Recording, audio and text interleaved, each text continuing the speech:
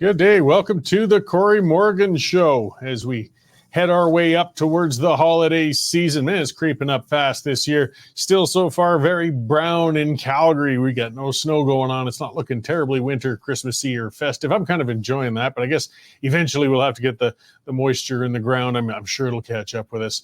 Of course, the climate change folks are saying the world's going to end and, we'll all dry up and just blow away. But I'm not too worried about that. But all the same, we could use sometimes a little bit of snow, make things look a little better. I know some other parts of the province are getting it, though. So, yeah, we got lots to cover, lots of news. It's pushing right up into the new year this year. Stuff going on in Parliament, stuff going on in Alberta, stuff going on in Dubai with all those environmentalists enjoying themselves in luxury. Good to see that. For those joining live, we see Karen there saying good morning and good morning to you. And or is it Corinne? I'm not too sure of the pronunciation of that one. And yes, it's a good time to remind you, use that comment scroll, guys, if you're on live. I like seeing it. Send the questions to me for my guests or just comment with each other.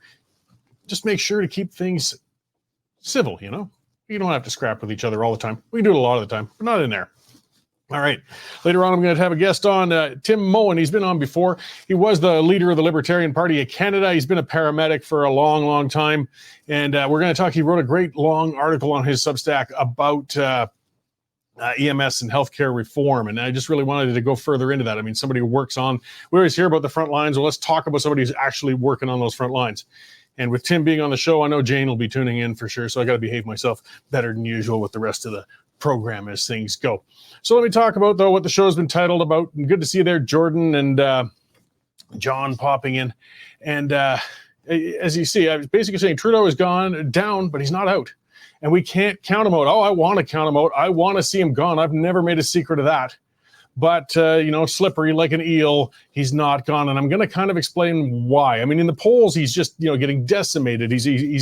It looks like he's going to, his government be wiped out if an election was held tomorrow. The problem is an election, if it's held, is probably going to be 2 years away. And I'll explain why. So let's talk about Canadians. Everybody's an environmentalist, or at least they are until it comes time to pay the bill. Then the tune changes dramatically. So, the Trudeau regime, lately they've been discovering the hard way that support for the government's continuing with its free fall in public support. Climate change, it doesn't mean a damn thing to Canadians when they can't make the rent or fill the refrigerator. Canadians are drawing that link now between the economically damaging climate taxes and policies and the difficulty they're having in making ends meet. And they're taking it out on the federal Liberals.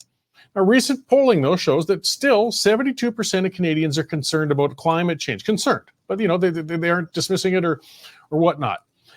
But when they see, when you measure by what's your top issue, only 5% of Canadians see that as their top issue. It's among the issues, but it's not at the top. Inflation is at the top right now at 20% of Canadians, with healthcare at 14%, housing at 13%, and the economy at 11%.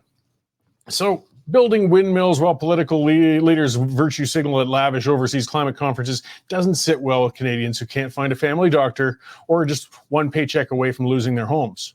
And the Trudeau government stubbornly remains blind to the sentiment of Canadians as it continues to pile on more regulations and taxes, contributing to more inflation.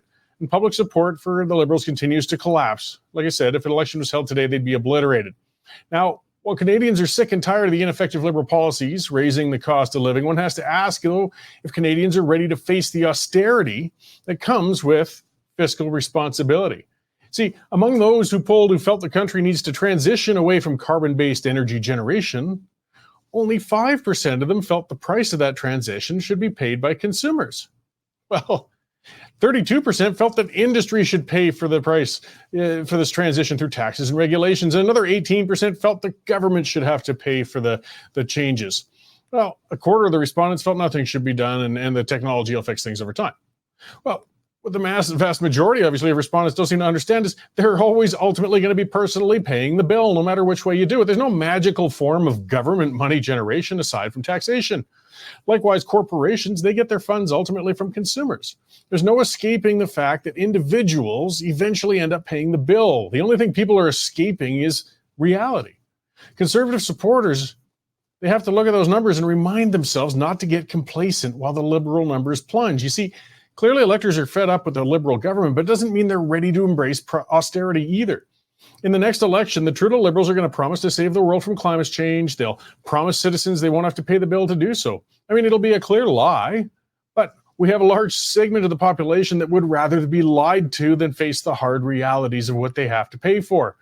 Trudeau can't seem to go a day without another spending announcement, despite the bleak federal outlook and a huge growing federal deficit.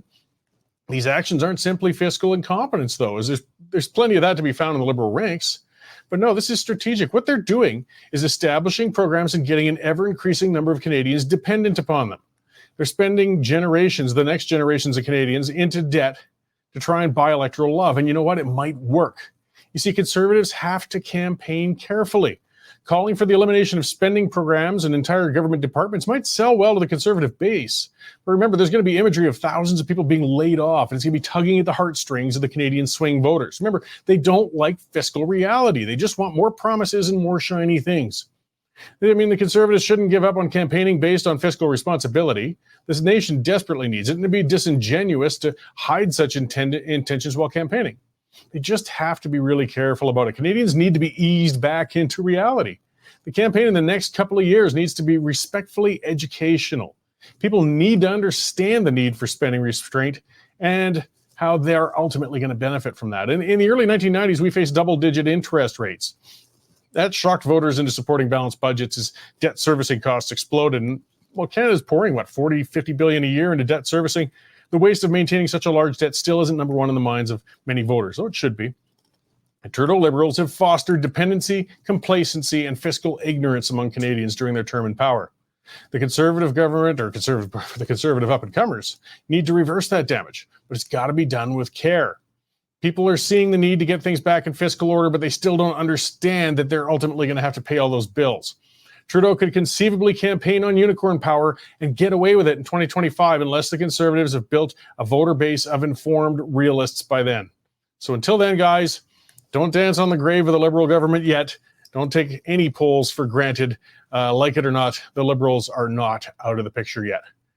All right, let's see. Let's check in and see what else is going on out there. We got a treat today. We got reporter Jonathan Bradley giving us the news update and letting us know what's happening out there. How's it going, Jonathan? It's going good, Corey. This is my first time doing the news update, so don't be too hard on me if I mess up. Oh, I wouldn't be hard on you, Jonathan. At least not on camera. Okay, well, our main story on the site right now is Poilievre says Trudeau is the Grinch who stole Christmas. This is because Trudeau went and called a group of senators and had them water down Bill C-234, which would ease the carbon tax on farmers and take it off of certain aspects of that. When it comes to that, Poilievre said that he's going to ruin Trudeau's Christmas vacation. This is because he's going to submit all these amendments to bills to try to get Trudeau to cave on easing the carbon tax. We have a story from our business reporter, Sean Polzer, who has reported that the Climate Action Network, which is a group of kooky environmental activists in Canada, has awarded Alberta the Fossil of the Day Award at COP28. Usually the award goes to national governments. It's gone to previous Liberal and Conservative governments, but this is one of the first times that a regional government, such as Alberta, has received it. Premier Smith's over there right now. Do you think perhaps she could be convinced to go and accept this award in person? I think that would be pretty outstanding on her part. Well, these activists are at COP28, so I mean, maybe she can get in touch with them and accept the award. We also have a story from our contributor Lee Harding about studies finding that net zero would kill the economy. These studies are from the Climate Economic Institute and MIT. A little disappointed in Lee because usually I'm the one who writes the study find stories. We have another story based in Calgary about a Calgary man who was charged with a hate crime after a threat to an Islamic center. The man left a threatening voicemail to the Islamic Center of Calgary back in October, and a hate motivation has been added to the charge. We also have a column from Gage Harbrick about what happened to Saskatchewan surpluses, given the Saskatchewan government's large amount of spending it's done over the years. And in no surprise to many music fans, Taylor Swift was named the 2023 Time Magazine Person of the Year. This is because of her Eras World Tour and the new music she's been releasing. She's definitely created a fan group. I mean, I was disappointed when I didn't get Zach Bryan tickets in Edmonton a few months ago, but Taylor Swift fans had it far worse, so I'm not too upset about that. Yeah. Coming up later today, I got a story I'm working on right now about Pixar saying that 3 of its movies will be coming to the big screens because they were released on Disney Plus during the lockdowns. I got a press conference I'm going to be covering soon about flooding relief that Mike Ellis is going to be speaking at. And yeah, it's a busy day in the newsroom like it usually is. Great. Well, thanks for bringing us all up to date there, Jonathan. It's much appreciated. You're always hard at it hammering out those stories. I'll let you get back to putting some more out there. And then, appreciate the work you're doing. Thank you. Great. Thanks.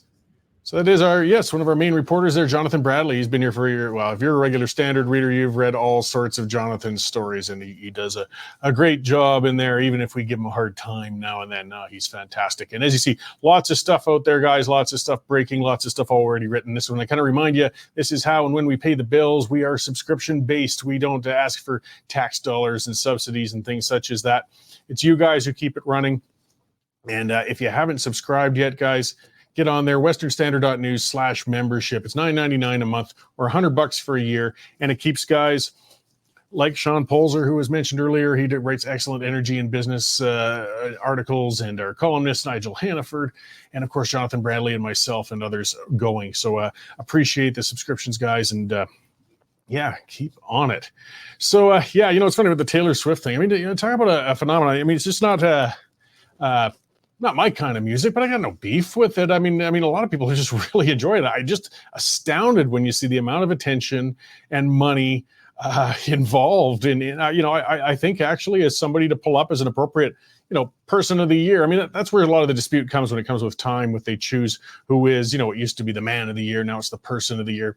It doesn't necessarily mean it's a good person or a person that should be emulated. Not that I think Swift is all that terribly bad. I know she's not a hardcore conservative, but that's fine. She's a musician. But, as somebody who's made an impact, made a lot of news and been out there. And I can't remember the last time in my, adult life, remembering seeing something as huge and sweeping as Swift has been. I think she's generating more revenue than a lot of small countries are now. So whatever, not my thing, but good on her. Go for it. It's brought more attention to Kansas City Chiefs. That's a downside, I guess, among things. But all the same, I'll still forgive her that. So yes, lots going on out there. I'm just, before I get to my guest, I want to speak quickly too. So it sounds like another thing on the federal front, the Speaker of the House, the new Speaker, has only been there 9 weeks, is in the soup. Apparently he was speaking at a liberal function. Now, not to say everybody necessarily understands the role of a speaker in the House. It's supposed to be, and I know they still come from a party background, and they're going to have some partisanship. But when you take on that role, you were supposed to, at the very least, bottle it up. You're supposed to be as impartial as possible. You're supposed to be basically the one and only nonpartisan person in Parliament or a legislature where you're at. The only time they vote on any policies is if there's a tie, and there will be the tie-breaking vote. Other than that, they don't take part in debates, aside from moderating them as the speaker. And again, it's so rare when a speaker gets thrown out because it's an honored position. We've had one recently lost, over bringing in whether he was behind it or not, that former Nazi from Ukraine in the House. And now this gentleman is, Mr. Fergus is in trouble because he was speaking at a liberal partisan function. I don't know if he should be chucked out for that or not, but it should be considered how serious that position is. And the right person needs to be put in that job. It really needs to at least appear as nonpartisan as possible. And just to go out and start doing partisan work from that position, you got to remember he makes almost $300,000 a year to get into that position. If you want to see an example of an excellent speaker, look to Alberta. Nathan Cooper, he lives for that position. He's fantastic, a pure policy geek. He's been the speaker for a couple of terms now, I believe. He does excellent videos actually explaining how the legislature works. He's shown an incredible lack of bias while he's in there. It can be done professionally. It should always be done without scandal. Yet somehow this is showing how on the rocks and messed up the government really is federally. They can't even get a speaker in or two speakers in a row without some sort of catastrophe or controversy. It's just everything Trudeau touches blows up in his face these days, every single one. got to remember the first day of the new speaker, when he was in there, Trudeau was winking at him and sticking his tongue out in the parliament. It was really weird. It was a weird, well, Trudeau's kind of weird in general, but I mean, just an odd exchange between the prime minister and the speaker. Again, you're not supposed to be getting cozy and buddy-buddy with the speaker. That's a person who's supposed to be in an impartial role. And I won't be surprised if he ends up getting thrown out, and then we're back into searching for another one. If you remember the tradition of the speaker, it's they go through this charade of having the opposition leader and the prime minister or the premier drag them across the room and force them into the chair, because it means they're supposed to set their politics aside, which is hard for politicians. And this new speaker apparently has had trouble doing so. Okay, let's get on to our guest. I see him in the lobby there. He's been on my show before, but it's been quite a while. It's Tim Moen. As I said, he was the leader of the Libertarian Party of Canada, but he's also, I think, well, it depends on which we want to call more importantly or less so, but he's been a paramedic and a EMS responder and firefighter for a long time. And he wrote a fantastic long Substack piece on healthcare reforms and some of the AHS and how it's impacting EMS. So thanks for joining us today, Tim. Thanks for having me on. Happy to talk about this. Yeah, no, I really appreciate it, because I mean, healthcare. I mean, you cover a little of that in your piece. You know, it's that sacred cow. People are terrified of touching it, saying anything aside from throwing more money at the system.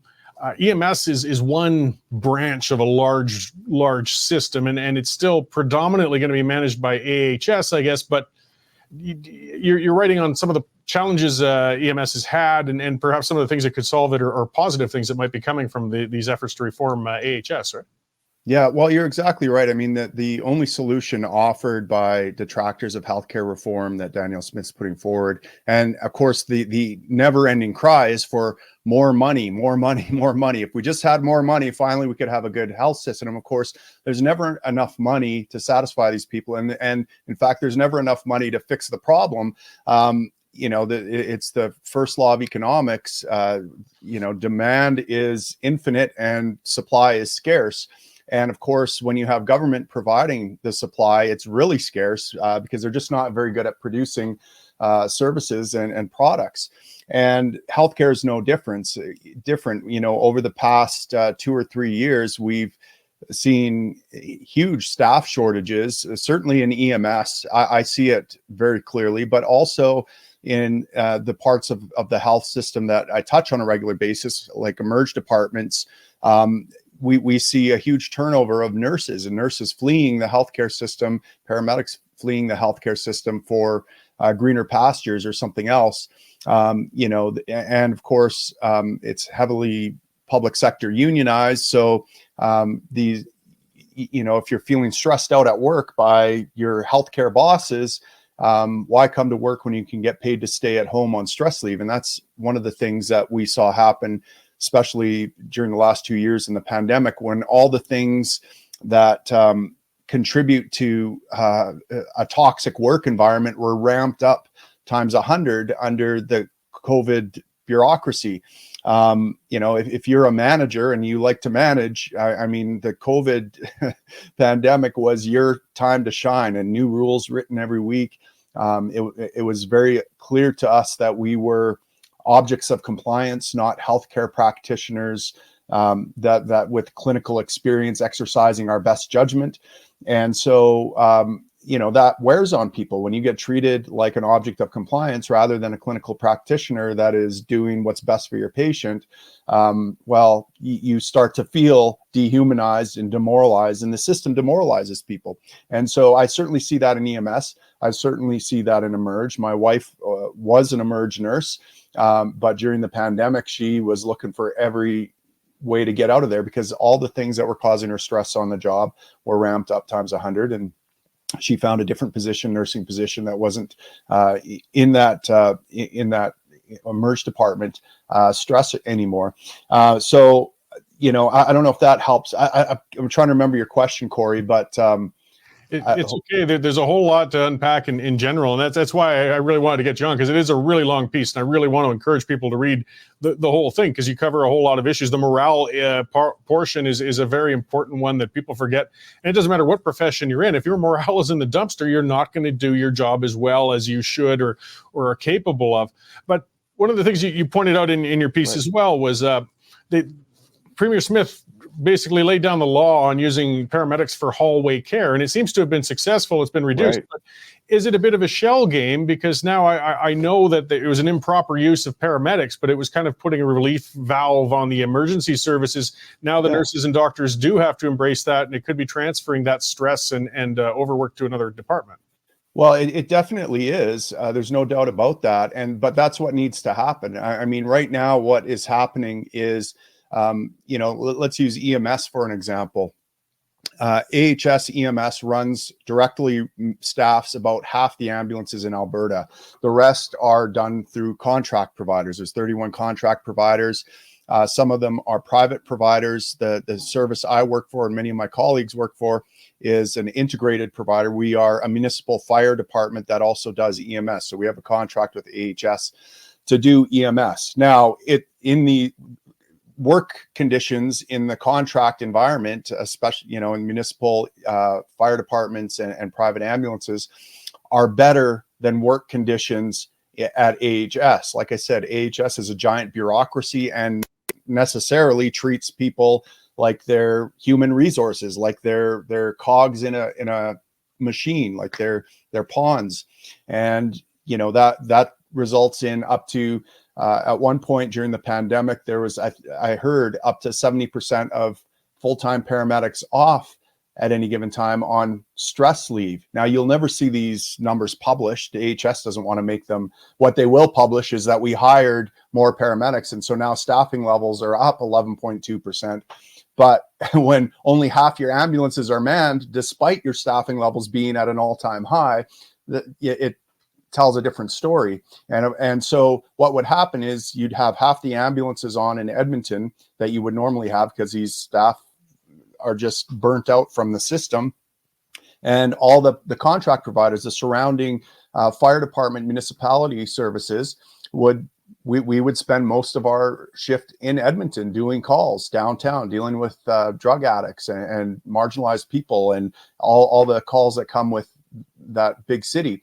So, but if you looked at it, the calls were getting responded to. Yes, there were code reds where there were times where there weren't ambulances available, but had you not had those contract providers around the metro area being sucked in, you would have seen very quickly what a catastrophe those metro areas were in the terms of their state of healthcare. And then once you get to the hospital, yes, we were being used as hallway nurses. That takes the load off an already stressed emerge. So we're muddling through, all together, but we were never seeing very clearly where the system is failing, right? So, under these new reforms, what I'm hoping is that instead of answering to AHS, we'll answer to acute care, this new organization. And we already know that the Alberta government is much more amenable to listening to municipalities and their specific healthcare concerns and saying, listen, we want to keep our paramedics and our ambulances in our communities. You're emptying them out.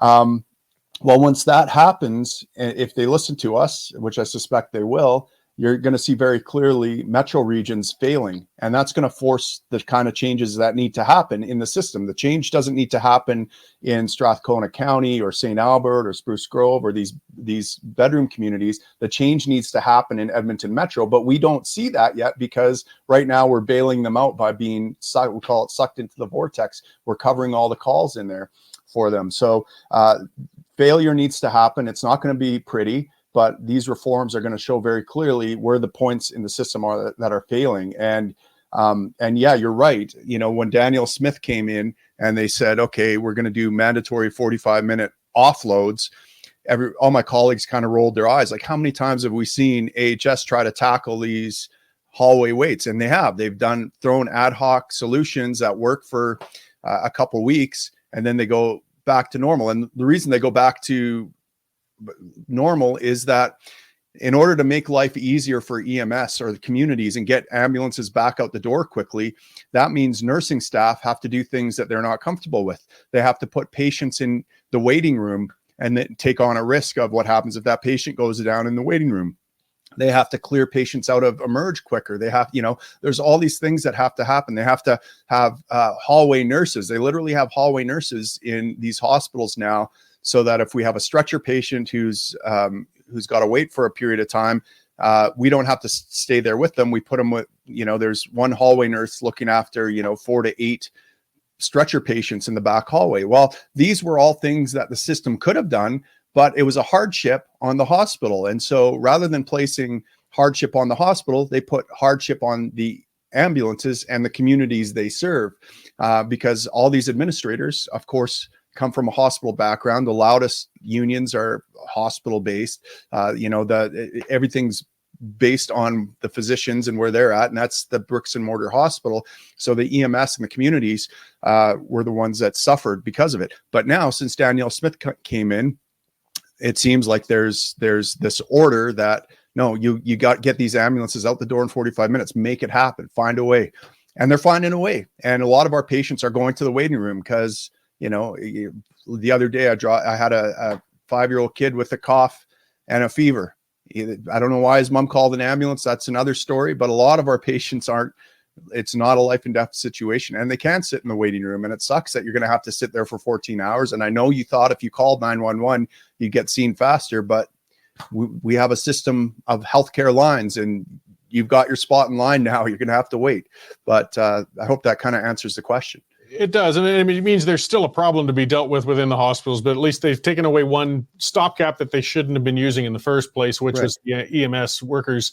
As one of the commenters, Jim, points out, is as long as Canadians can walk into any healthcare facility without a dime in their pocket, the system's always going to be broken and overwhelmed. It's similar to what you said before. There's infinite demand, but we've got limited services. Credit where due. I'm not a big union fan in general, but the union for the EMS workers was doing great with putting it out there, showing maps with showing the ambulances responding from distant locations. We'd see them coming from Banff to a Calgary call, or I live in Pritis, and I could see that my ambulance in my little community spends probably 80% of its time in the city of Calgary. It's actually not very often that it's based in Pritis. That's another problem now that still has to be dealt with, right? Right. Well, exactly right. And so HSAA is the union that covers paramedics that are employed with AHS. And of course, they're pointing out the problems in the system to get more money and resources, right? That's what their primary thing is. But yes, it's good to know there's a problem out there. They say that the answer is more money. I say not so fast. When that money is getting used to pay for staff that are only there half the time because of the stress the system places on them, I'm not sure that's money well spent. Meanwhile, my union is, I think, doing an excellent job. This is a case where our interests align across the board. I think Albertans, me as a firefighter paramedic, theirs as a union trying to get more membership and more clout. They all align, and our union, the International Association of Firefighters, or the Alberta, I can't remember, there's a provincial body that covers municipal fire departments with the IAFF, but we've been demanding that we get more local control, that our practitioners get to stay within their communities rather than get continually redeployed and pulled out of their communities to cover other communities that aren't ours. And they've been lobbying for this for quite a while. And so they point out the same system issues as HSAA, but they have a different prescription, and they have a subscription that I think you and I would more aptly agree with, which is decentralize things. Just give us the power back. Things were better when the municipality controlled these resources. And when you just release the chains, like, we're not asking for more money here, just take the chains off us and let us do our thing. I was a project manager for a year on a locally initiated program called the Community Care Paramedic Program. Our municipality wanted it, and the municipality actually got the idea from the health minister at the time, who was an NDP health minister, who said, "Hey, what do you think of community paramedics?" And we love the idea, and it was a solution to the problem we were facing, which is we're dealing with a lot of urgent care patients. They didn't need to go to an emerge, but they weren't mobile enough to go to their family doctor. They needed care, but they needed care in their home before it became an emergent problem. And community care paramedics would go into homes, and they would treat people right in place, and they would get on the phone to the primary care physician, run diagnostic tests, draw blood, facilitate prescriptions, make sure that that cough in a COPD patient didn't develop into a life-threatening pneumonia in a week. And we were well on our way to getting this program implemented. We had all the stakeholders. I had done a year's worth of work pulling data, ensuring we were determining exactly where the need was in our community, but we just could not get permission from AHS. Now, the Alberta Health Ministry, Alberta Health, the ministry, was all in favor of this, and they were pushing for us.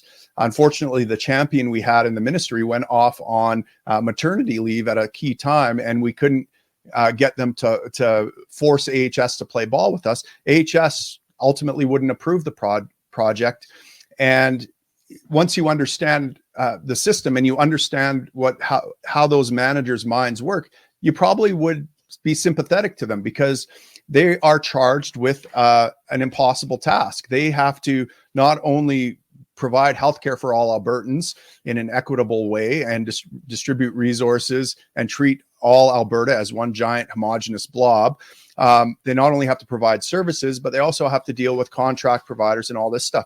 Now, wouldn't you rather just not have to deal with figuring out how much money you can send Strathcona County, and how am I going to oversee this, and how am I going to deal with all the headaches that causes?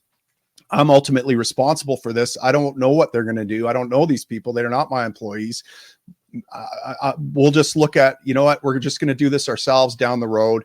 Probably won't be as good as what you guys will do. But so you can kind of understand the mindset of AHS and where they come from. But, you know, now this is changing, because these reforms are taking a lot of the powers away from AHS. And this should actually be, AHS should be applauding this. They should be thankful for this, because they don't have to now do all these things. They can just focus on providing service. They don't have to focus on distributing funds. They don't have to focus on, dealing with contractors, and they can just focus on one thing. And you can let us in our municipality talk to acute care, the government organization, and, you know, hopefully get these kind of programs approved without have AHS roadblock us all the time. Yeah, we'll give him one less ball to juggle. And, well, Premier Smith does seem to be the most receptive premier we've seen in a long time, ready to take on some of those tough, monolithic bureaucracies. So hopefully that carries on with the path she started. I'll kind of pivot away from there. Something you didn't talk a lot about actually in your piece, but a couple of people have mentioned that in the questions. It's a different factor today. Wondering what percentage of the EMS calls are dealing with overdoses and drug addiction. I mean, the opioid issue is huge and growing. I mean, addiction's always been there. Overdoses have always been there, but nothing like we see today. And that's got to be taking a large part of emergency resources on all levels. It's a huge part of our call volume, for sure. I've seen patients, I've gone to overdoses where I'm resuscitating someone who's on the brink of death. Meanwhile, there's someone else about to inject themselves with the same batch of fentanyl that this person overdosed on, and you warn them and you say, this person overdosed on that same stuff, and they push it anyways, and then now you're pushing Narcan on that person. It's just it's an unending onslaught of overdoses. It is insane, and I wonder. I'm very curious about Daniel Smith's solution to this. I mean, the idea of being able to round these people up and force them into some kind of treatment, I mean, that might be what's necessary here. I don't know, but certainly not enabling them it would be a good start, right? And actually enforcing laws about public trespassing, intoxication, littering, pooping on the streets, putting up tents. I mean, some pressure needs to be put on these people, rather than simply, here's a nice warm place for you to crash, and here's a ton of safety nets for you, paid for by the taxpayers, so that you can feel free to do drugs, dangerous drugs, out in the open without any consequences. You don't have to bear any of the responsibility of doing drugs. We'll take that on because we're nice, good-hearted people. Well, at some point, responsibility has to be put back on these people, and they have to take some accountability. How to do that? That's a good question. Yeah, well, I've had other guests, and that's another whole giant complicated area. But I mean, it's a real pressure when you're responding to an overdose. You could be missing out then on somebody else who's having a heart attack or a car accident that happened. I mean, the resources are limited. So if we could try and figure out any ways that we can bring pressures off, that's one of them to address. But that'd be a whole separate thing. But Premier Smith again is looking to take a whole new approach with that, and I'm certainly hoping for the best with it. But yeah, it is a big an overwhelming issue, but it's important to everybody. I mean, people don't think about EMS sometimes until they actually need it and realize that suddenly it's the most important service in their life. And you want it as close and as effective and ready as possible. So to get the whole picture, before I let you go, where can we get your article on that and see further things that you're going to write and talk about, Tim?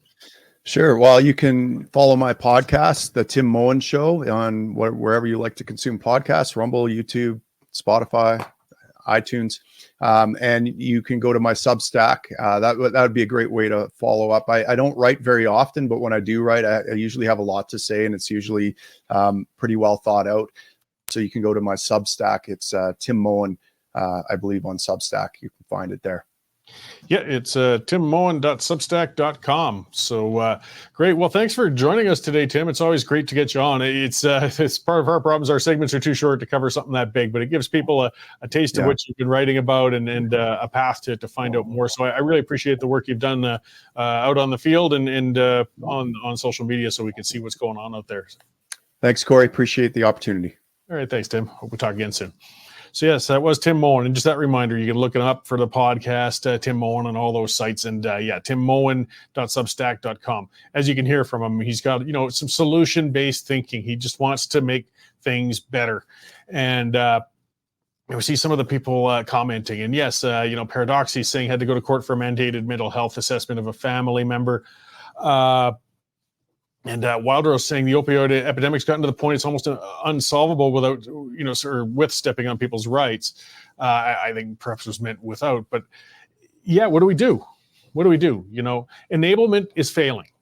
It's failing. I mean, Tim pointed that out. Literally, you can't reason with an addict. I mean, you could be resuscitating one right here, and here's the person next to them taking the same drug when they just saw what happened to their friend. They're beyond reason. And when you were speaking about mental health and going to courts, you see, we never want to incarcerate somebody lightly. And it's always a last resort, whether it's a mental health issue or an addiction issue, both of which are very closely related. A lot of people who find themselves seriously addicted had underlying mental health issues, perhaps that were untreated in the first place, that led to that. And we want people to have their liberty whenever possible, but every province has an act. They'll have a mental health act. And there'll be a condition for when you can hold somebody against their will, if and when they will they feel that they will harm somebody or themselves. And you can't think of if somebody's heavily addicted to fentanyl, living on the streets, because we get those discussions, people saying, well, you can't force rehab on somebody, it never works. Well, it's not true. It's not that it never works. But it doesn't work as well as when somebody brought themselves in willingly. Absolutely not. No.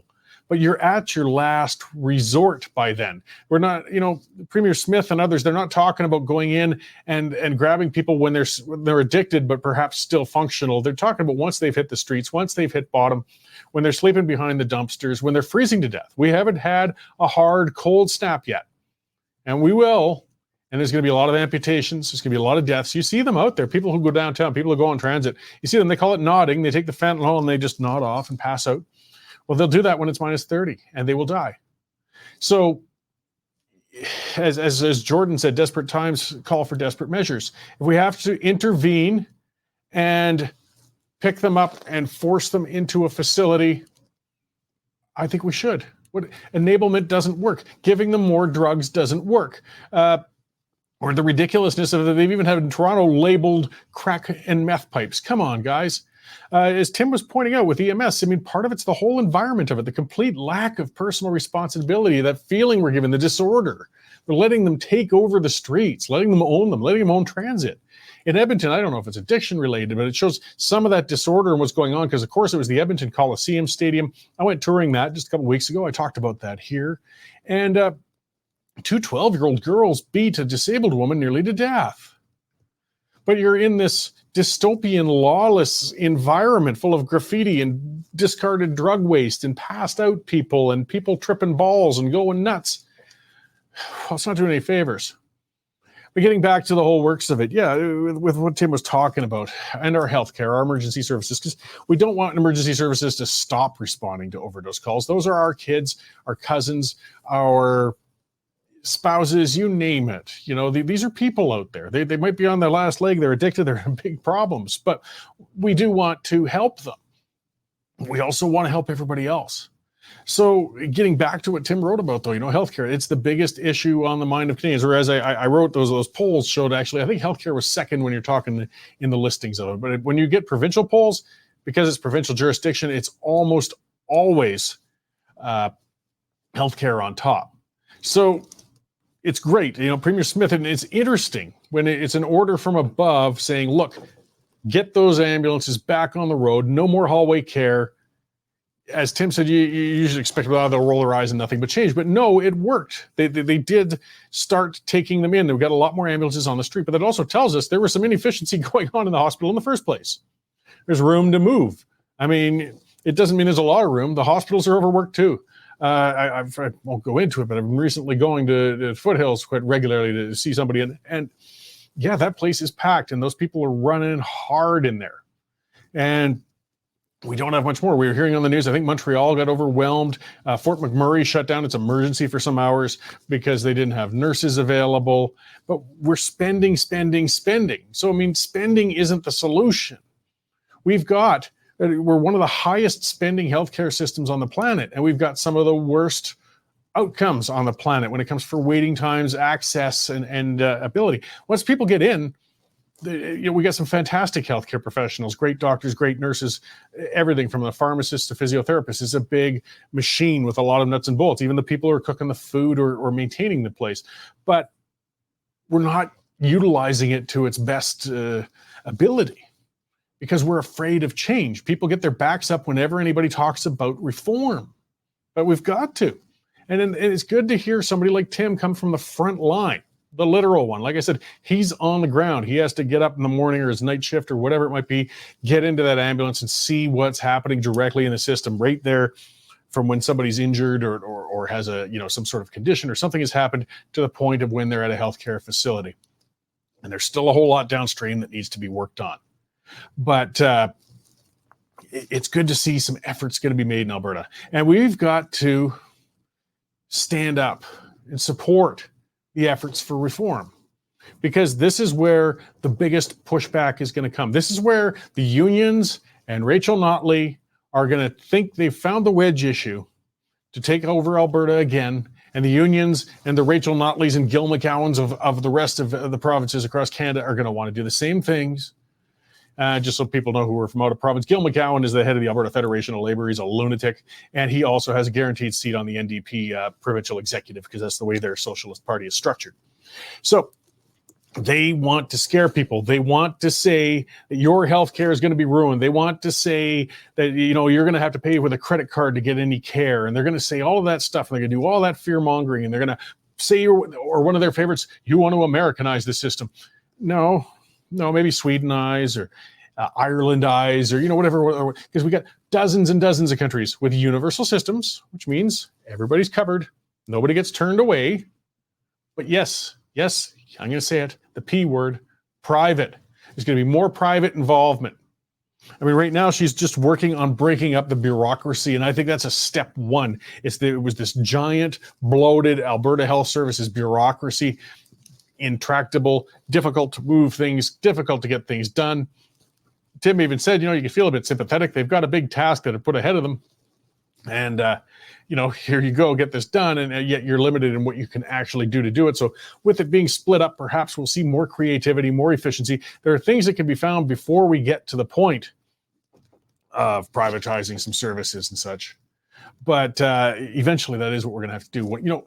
I'm looking forward to a lot more of because you see, there's other premiers, there's other healthcare leaders, there's people across the country They've always been too scared to try what Premier Smith's trying. They want to try it. They want to fix their, because every province has the same problem. NDP provinces, Liberal provinces, Conservative provinces, it doesn't matter. They're all overwhelmed because Canada's system sucks. May as well say it outright. It sucks. So they're letting her put her neck out. And if what Smith does works, they will follow. That's part of why the unions are terrified too. They do not want it to work. There's one of my fears, is union activists sabotaging the reforms to make sure they don't work. And that's part of why she has to break up, as Paradox is saying, to break up that big, giant, ugly bureaucracy, confuse them, decentralize their leadership, take away their ability to keep dragging their feet and slow rolling on reforms and changes. She's doing things more strategically than people give her credit for. And I really think it's going to pay off. But of course, it's going to take a while. These things don't happen fast. It was interesting to see those EMS times change as quickly as they did, though. And changing some of that decentralization as well. I like what Tim talked about, right? What he was trying to set up. He's talking about getting communities to have community care people who could even, they're trained people, but come into your home because you don't necessarily need a ride to the hospital. If you're a senior and your heart is racing, but it turns out that maybe just some aspirin and a little bit of other things would calm you down. You didn't actually have a full cardiac episode. You don't need to go to the hospital. Great. And if somebody shows up and they say, whoa, this is something serious, we will call the truck, get you out there. Fine. It speeds it up for everybody. Likewise with the nurse practitioners, one of the things that Daniel Smith was talking about, nurse practitioners getting out there, taking over some of that primary care, because there's a whole lot of things going on we don't need a full-out doctor to do. But our system's structured where you always have to go to the doctor. When your kid has the sniffles, you don't necessarily need to see a doctor. If you got a minor sprain, I mean, countless relatively small injuries or less dangerous things, or they might develop into others. Nurse practitioners are still professionals. They can say, whoa, no, I'm not taking care of that lump, but I will refer you to the person who should. And again, it takes pressure off that system because we're not using it well. We're not using it properly right now. And everybody's suffering for it despite the amount we're spending. So yeah, let's hear from more people like Tim. Let's see more efforts from people like Premier Smith. And I think, Alberta's system can be reformed and fixed up, and it can be an example to show for the rest of the country too, that we can change the system and fix things up for everybody. Okay, so that leaves it on kind of a positive note. I talked about the risks of Justin Trudeau managing to get his butt reelected in Canada due to a poorly informed electorate.